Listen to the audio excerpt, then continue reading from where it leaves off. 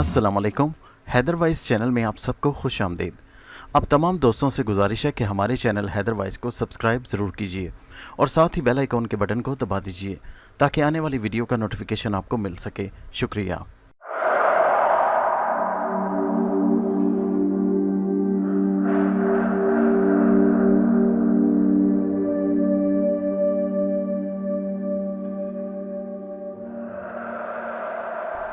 मैं किसी काम के सिलसिले में लाहौर जा रहा था। रावलपिंडी अड्डे से डाइवो बस में सवार हुआ। बस मुसाफिरों से खचाखच भरी थी। इत्तेफाक से जो सीट मुझे मिली वो शीशे के साथ वाली सीट थी। मेरे बगली नशिस्त पर एक ऐसा मकरूह शक्ल का शख्स बैठा था जिसको निगाह भर देखने से कराहियत का एहसास होता, वज़ाकता से कोई जराइम पेशा महसूस होता। मैं उसकी जानिब मुतवज्जह होने के बजाय शीशे से बाहर की जानिब देखना शुरू हो गया। लम्हा बलम्हा बदलते नज़ारे निगाह और दिल को तकवीयत दे रहे थे। उस शख्स ने मुझसे मुखातिब होते हुए कहा कि मैंने आपको कहीं देखा है। मैंने कहा, जी आपने कहाँ मुझे देखा है? मेरे लहजे में हैरत थी। आप रावलपिंडी में वापटा में मुलाजिम तो नहीं? उसने सवालिया अंदाज में पूछा। नहीं, मेरा इस महकमे से कोई ताल्लुक नहीं।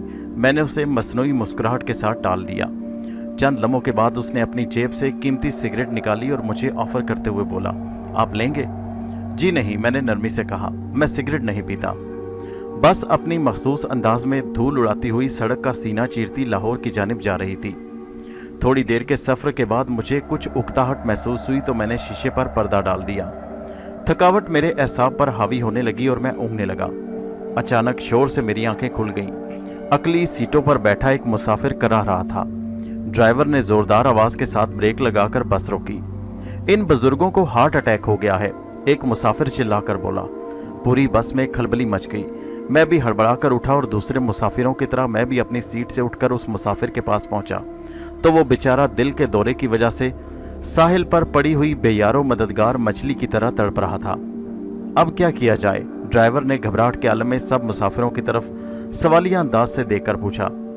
ठहरो, मैं इसकी जुबान के नीचे गोली रखता हूँ, मेरे साथ बैठे शख्स ने कहा।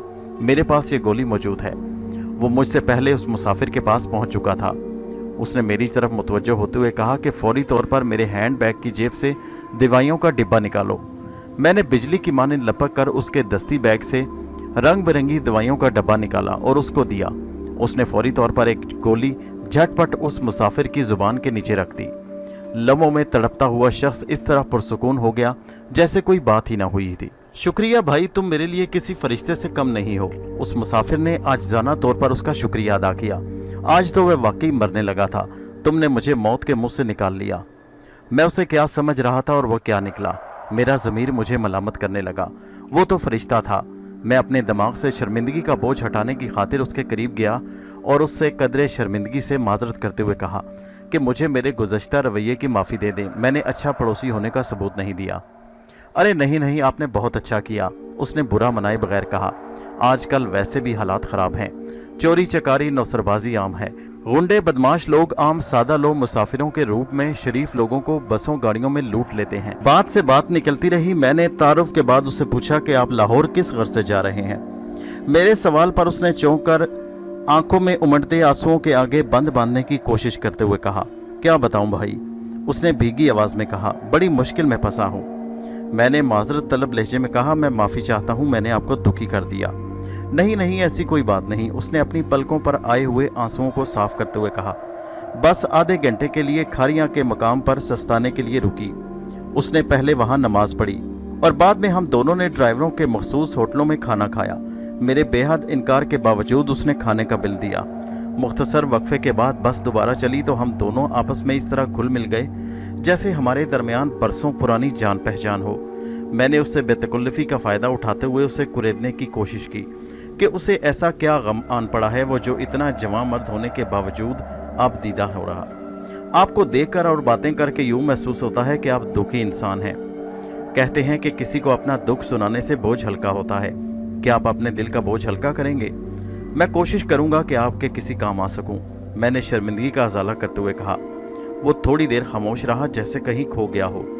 उससे पहले कि मैं उससे कुछ पूछता वो खुद ही अपने अंदर लिपटी कहानी शुरू करते हुए बोला, मेरा नाम फैज़ है और मैं रावलपिंडी में आड़त का काम करता हूँ। एक वक्त था हम बड़े खुशहाल और पुरसुकून ज़िंदगी गुजार रहे थे। मेरा बाप एक पुराना आड़ती था और दूसरा हमारा कुंबा सिर्फ 2 बच्चों यानी मैं और मेरे भाई पर मुश्तमिल था। मेरे भाई का नाम असद था। माँ का कुछ अरसे पहले एक बीमारी की वजह से इंतकाल हो गया। घर में माशी आसूदगी और खुशहाली का राज था। मैं मेडिकल का तालिब इल्म था, जबकि छोटा भाई बाप की दुकान पर उनका हाथ बटाता। मुझे कारोबारी मामलात में बिल्कुल दिलचस्पी नहीं थी। वक्त का पहिया अपनी रफ्तार के साथ चलता रहा कि अचानक हमारी तकदीर की कश्ती ने ऐसे भयानक अंदाज में पलटा खाया कि हम सब अचानक मुश्किलात के समंदर में डूबते चले गए। हुआ यूं कि वालिद साहब को डॉक्टर ने कैंसर तशखीस कर दिया। मर्ज आखिरी स्टेज पर था। उसके इलाज मुआवजा पर बहुत सारा पैसा खर्च हुआ। भाई जो दुकान पर काम करता था वो इतना तजर्बाकार और चालाक नहीं था कि वो कारोबारी ऊंच नीच को समझ सकता, इसलिए कारोबार में नुकसान हुआ। अल्लाह अल्लाह करके वालिद साहब की ज़िंदगी हिचकोले खाती हुई बच तो गई, लेकिन हम माशी तौर पर बिल्कुल तबाह हो गए। अब हमें नए कैंसर का सामना था। ये था सूदखोरों का कर्जा जो हमें जहनी और माशी तौर पर दीमक की मानंद तबाह बर्बाद कर रहा था। मैंने मजबूर होकर मेडिकल की तालीम छोड़ दी और अपने ख़ानदान को इस गर्दाब से निकालने के लिए मुलाजमत की तलाश शुरू कर दी, मगर तनख्वाह नहायत कम मिलती। एक दिन वालिद साहब के करीबी दोस्त बहुत अरसा बाद हमारे घर अपनी फैमिली के साथ आए। उनके साथ उनका बेटा अली और बेटी फ़ायज़ा थी। वो दरअसल मरी घूमने आए थे। उनकी फैमिली कदरे मॉडर्न थी। फ़ायज़ा अगरचे शक्लो सूरत की इतनी खूबसूरत नहीं थी, लेकिन दौलत की चमक और मेकअप ने उसे जुज़वी तौर पर खूबसूरत बनाया था। वो साहब मुल्तान में काफ़ी जायदाद के मालिक थे। सच्ची बात है कि वालिद साहब की राल उनकी जायदाद देखने कर टपकने लगी। हालात और वक्त के तकाज़ों ने वालिद साहब के दिल में लालच का इर्ताश पैदा कर दिया। उन्होंने मौका की नज़ाकत को भांपते हुए वक्त से फ़ायदा उठाया और कहने लगे क्यों ना हम अपनी दोस्ती को रिश्तेदारी में बदल दें। वालिद साहब ने मौका पाकर अपने दोस्त से कहा। वो कहने लगा, देखो मेरी बेटी आज़ाद माहौल में रहती है और ज़रा मॉडर्न है। आपके घर का माहौल ज़रा घुटा घुटा है। क्या आप इस सूरत में मेरी बेटी को कबूल कर लेंगे? वालिद साहब ने फ़ौरन उनकी हर बात मान ली। वो कुछ पसोपेश के बाद इन शराइत पर मान गए कि फ़ायज़ा की शादी मेरे भाई असद के साथ होगी और वो घर दामाद बनकर रहेगा। उसकी उन्होंने ये दलील दी कि वो अपनी बेटी को अपने से दूर नहीं करना चाहते। इसके अलावा मुझे किसी ऐसे ईमानदार शख्स की ज़रूरत है जो मेरी जायदाद की देखभाल बशमूल किराएदारी वगैरह के अमूर संभाले। बाप बेटियां रुखसत करते हैं। हमारे बाप ने बेटा रुखसत कर दिया। हम सब बहुत खुश थे। ऐसा लगता था कि जैसे हमारी लॉटरी लग गई हो। बेइंतहा दौलत और रोशन मुस्तकबिल हमारे सामने गुलाम बना हाथ बांधे बैठा हो। भाई ने मुल्तान से भारी रकम हमें भेजना शुरू कर दी। इससे हमारे बिगड़े माशी मसाइल सुधरने लगे। सूदखोरों का कर्जा उतरा, दुकान की नेस्ती ख़त्म की, इसे दोबारा आबाद किया। मैंने फिर से मेडिकल कॉलेज में तालीम का सिलसिला शुरू किया। नज़र आ रहा था कि अब्बा की जानिब से दी गई भाई की कुर्बानी अपना रंग दिखा रही थी, लेकिन हमारी खुशियाँ नमक की उस डली की मानंद साबित हुईं जो पानी में मिलकर घुल जाता है। एक दिन हमें खबर मिली कि असद ने अपनी बीवी फ़ायज़ा को कत्ल कर दिया है। पाँव तले से ज़मीन खिसकती महसूस हुई। मैं और अब्बा जान फ़ौरन मुल्तान रवाना हुए। इत्तला दुरुस्त थी। असद हवालात में बंद बदहाली की तस्वीर बना था। दिल फटने को आ रहा था। अब्बा ने फ़ायज़ा के कत्ल की वजह पूछी तो वो फट पड़ा। कहने लगा, अब्बा जान आपने मेरी शादी नहीं की बल्कि मुझे सुलगते हुए कोयलों पर नंगा खड़ा कर दिया। असद भाई ने गुस्से से कहा, फ़ायज़ा एक बदकार औरत थी। उसके कई चाहने वाले थे जिनमें ज़्यादातर ऊंचे ख़ानदान के बिगड़े नौजवान थे। मैं तो बस बराए नाम उसका खामिन था। मेरे पास दौलत की कमी तो ना थी, लेकिन बेगैरती का एहसास सांप की तरह डसता। वो मुझे जूती की नोक पर रखती। मैं उसकी ताकत और अपनी बेबसी को देखकर कुड़ता रहता। एक दिन वो हद से आगे निकल गई। मैंने अपनी आंखों से उसे देखा। मेरा खून खोल उठा। मैंने उसे डांटा तो उसने उल्टा मेरे मुंह पर थूकते हुए कहा कि 2 कौड़ी के इंसान, तुम्हारी ये हिम्मत। बस फिर क्या था, मैंने तैश में आकर उसका गला घोंटकर उसे हमेशा की नींद सुला दिया। उसके आशिक पर भी वार किया, मगर वो बचकर भाग निकला। भाई के ससुर बड़े असर रसूख के थे। उन्होंने दौलत के जोर पर कानून और पुलिस को अपनी मर्जी के मुताबिक इस्तेमाल किया। हमने भी भाई की पैरवी अच्छे वकील से करवाई, लेकिन बिल आखिर जीत दौलत की हुई। हम हार गए। भाई को मौत की सज़ा हो गई। वालिद साहब को शायद अपनी ज़िंदगी में बेटे को फांसी के फंदे पर लटकते हुए देखने की हिम्मत न थी। भाई की अदालती मौत का हुक्मनामा मेरे वालिद साहब की मौत का सबब बन गया। मैं अकेला रह गया। एक बार फिर से मेरी मेडिकल की तालीम छूट गई। शायद कुदरत को मेरा डॉक्टर बनना मंजूर नहीं था। अब भाई की सजाए मौत हाई कोर्ट और सुप्रीम कोर्ट से कंफर्म हो चुकी थी। सदर पाकिस्तान के पास रहम की अपील होती है। अगर फायजा का बाप मेरे भाई को माफ़ कर दे तो असद को ज़िंदगी मिल सकती है। मैं उसके ससुर के पास भाई की माफ़ी के लिए गया। उन्होंने मुझे धक्के देकर घर से निकाल दिया। कहने लगे निकल जाओ हमारे घर से। लेकिन मैं फिर भी बेगैरत बनकर उनके पास रोज़ाना जाता हूँ और अपने भाई की ज़िंदगी की भीख मांगता हूँ। उसने रोते हुए कहा, दुआ करो मेरा भाई किसी तरह बच जाए। लगता है लाहौर आने वाला है। मैंने चौंक कर बस के शीशे से बाहर झांक कर देखा। फैज़ ने भी मायूसी के आलम में मेरी तरफ देखा और अफसरदगी से कहा, यार मैंने आपका खुशगवार सफ़र अपनी दर्द भरी कहानी सुनाकर बदमज़ा कर दिया। अरे नहीं, कोई ऐसी बात नहीं। मैंने उसका दिल बढ़ाने को कहा और उसने पूछा, आप लाहौर किस लिए जा रहे हैं? मैंने कहा, मैं दरअसल एक आलिम के पास जा रहा हूँ, वो तावीज़ वगैरह करता है। सुना है उसके तावीज़ बड़े काम करते हैं। मैं चाहता हूँ किसी तरीक़ा से मेरे भाई के ससुर का दिल मोम हो जाए और मेरे भाई को अपनी बेटी का खून माफ़ कर दें। मैंने बहुत मज़ारों और दरवेशों की चौखटों के धक्के खाए हैं। बस खुदा मेरे भाई असद को फांसी के फंदे से बचाए। फैज़ ने बस की छत को अफसरदगी से देखते हुए कहा। मैंने कहा, आप मेरी माने तो मेरी नज़र में एक ऐसा आजमूदा शख्स है जो पामेस्ट होने के साथ तावीज़ भी करता है और उसने बड़े बड़े लोगों के बिगड़े काम अपने अमलियात की मदद से हल किए हैं। मैंने उसको तसल्ली देने के अंदाज में तजवीज़ दी। उसने मेरी तरफ देखते हुए कहा, आप रावलपिंडी कब वापस जाएंगे? मैंने कहा, जी मैं इंशाल्लाह चंद दिनों बाद पिंडी में होऊंगा। मैंने उसे जवाब दिया, भाई अगर आप मुझे उस आमिल से मिलवा दें तो आपकी बहुत मेहरबानी होगी, बल्कि एहसान होगा। उसने लजाजत से कहा, हाँ क्यों नहीं, मुझे खुशी होगी। मैंने कहा, आप ज़रूर आएँ। आप मुझसे रिवायती सफरी दोस्ती ना समझिएगा। उसने मुझसे कहा। हम दोनों के दरमियान घर का एड्रेस बमा मोबाइल नंबर तबादला हुआ। बिल आखिर लाहौर आ गया। सब मुसाफिर बस से उतरे। वो मुझसे बगलगीर होते हुए बोला, आप जैसे ही पिंडी पहुँचे मुझे मोबाइल पर ज़रूर कॉल कीजिएगा। मैं जब पिंडी पहुँचा तो मैंने हस्बे वादा उसको मोबाइल फ़ोन पर अपने अमित के बारे में बतलाया, मगर वो खिलाफ तवक्को अगले चंद घंटों में मेरे पास आ पहुँचा। तुम वाकई गैर रवायती दोस्त निकले हो। उसने मुझे शुक्रिया अदा करते हुए कहा। मैंने कहा, यह मेरा फ़र्ज़ था कि मैं आपकी मदद करूं। मेरा दिल और ज़मीन तो नहीं मानता कि मैं उन लोगों के पास जाऊं। उसने कहा, लेकिन मैं दिल की तसल्ली के लिए हर वो काम करूंगा जिससे मेरे भाई के बचने की उम्मीद हो। मैं उसे एक शाह साहब जो 10 शनास यानी हाथ देखने के माहिर थे और तावीज़ का काम भी करते थे, उनके पास ले गया। छोटा सा कद, स्याह काला रंग, तेल में चपड़े हुए कंधों तक आए बाल और दोनों हाथों की 5 उंगलियों में रंग बिरंगी पत्थरों और नगीनों की अंगूठियां पहने थे। उनके गिर्द हाजतमंदों का रश था। हम भी उस रश का हिस्सा बन गए। आहिस्ता आहिस्ता रिंगते हुए हम भी आगे बढ़ते रहे। आखिर हमारी नंबर आ ही गया। उन तक रसाई का शर्फ हासिल हुआ। मैंने सबसे पहले सलाम दुआ के बाद शाह साहब से फैज़ का तारुफ करवाया, फिर उनका मसला बयान किया। उन्होंने कहा वो सबसे पहले उनके भाई के हाथों की लकीरें देखेंगे और फिर वो कोई अगला कदम उठाएंगे, यानी कोई तावीज़ देंगे। ये मुमकिन नहीं है क्योंकि मेरा भाई तो जेल में है।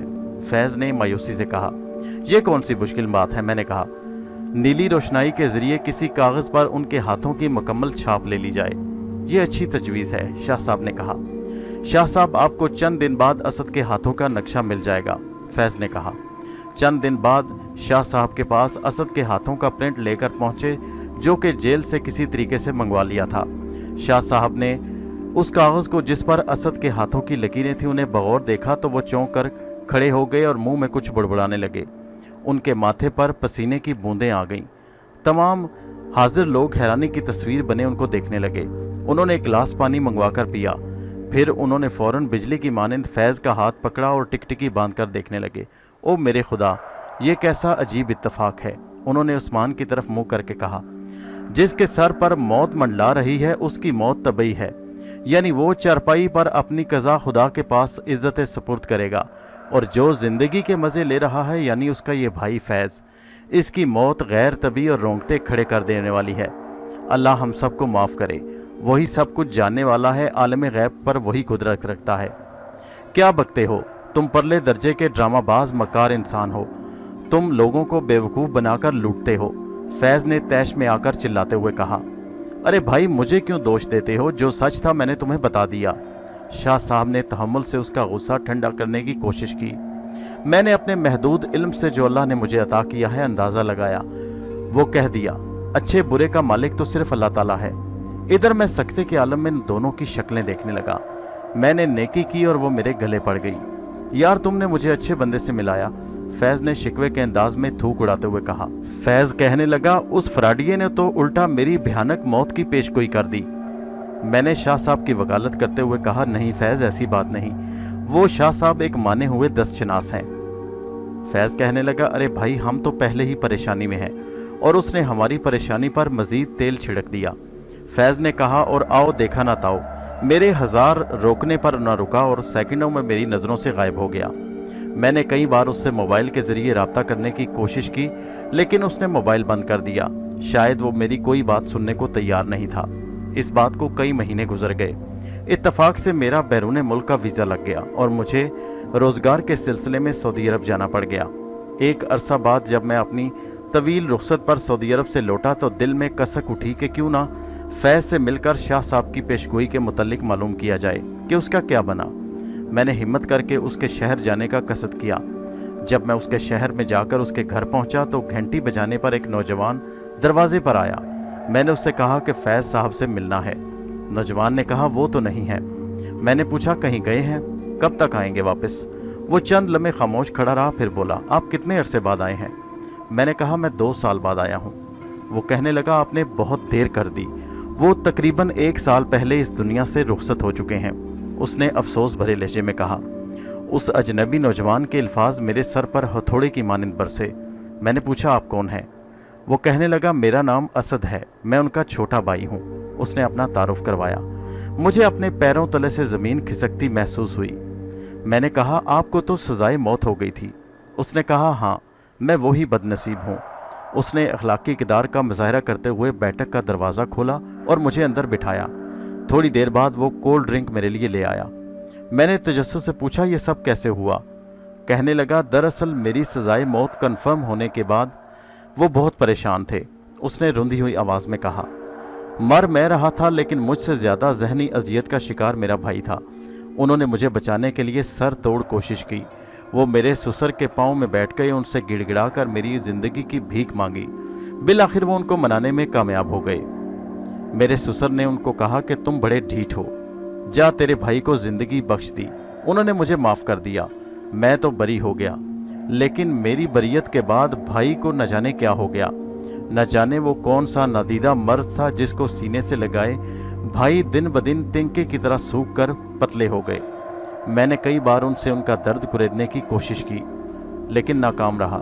मैंने उनका डॉक्टरी नफ्सियाती बहुत इलाज करवाया, लेकिन उनकी सेहत दिन ब दिन ख़राब होती रही। न जाने कौन सा रोग उन्होंने अपने अंदर पाल लिया था। आखिरी दिनों में वो बड़े बेचैन रहने लगे। उस रोज़ वो किसी काम से निकले थे। मौत उन्हें घेर कर उस जगह ले गई जहां उनकी मौत आनी लिखी थी। सड़क पार करते हुए उन्हें अजीब सा चक्कर आया और वहीं सड़क के दरमियान गिर गए। दूर से आती हुई तेज रफ्तार बस ने उन्हें कुचल डाला, जिससे उनकी मौका पर मौत हो गई। ये कहकर असद रोने लगा। मैंने गम में डूबे हुए असद को तसल्ली दी और उनकी रूह की इसाले सवाब के लिए फातिहा पढ़ी। ये कुदरत का कितना अजीब खेल था। मेरे असाब पर अजीब सी कैफियत तारी हो गई। मैंने असद से इजाज़त ली और जब मैं उनकी दहलीज पार करने लगा तो मेरी अचानक नज़र दीवार पर लटकी फैज़ की तस्वीर पर पड़ी। उसके अंदर से उसका मुस्कुराता हुआ चेहरा मुझे ऐसे लगा जैसे वो मुझसे कह रहा हो कि तुम्हारा ज्योतिषी सच कह रहा था, मेरी मौत गैर तबी होगी और भयानक अंदाज में होगी। जिसे मौत की सज़ा कन्फर्म हो चुकी थी वो जिंदा बच गया, और जिसकी मौत का दूर दूर तक कोई इम्कान नहीं था वो मौत के घाट उतर गया। दोस्तों, अगर कहानी अच्छी लगी हो तो नीचे कमेंट में ज़रूर बताइए और हमारे चैनल हैदर वॉइस को सब्सक्राइब कीजिए। शुक्रिया।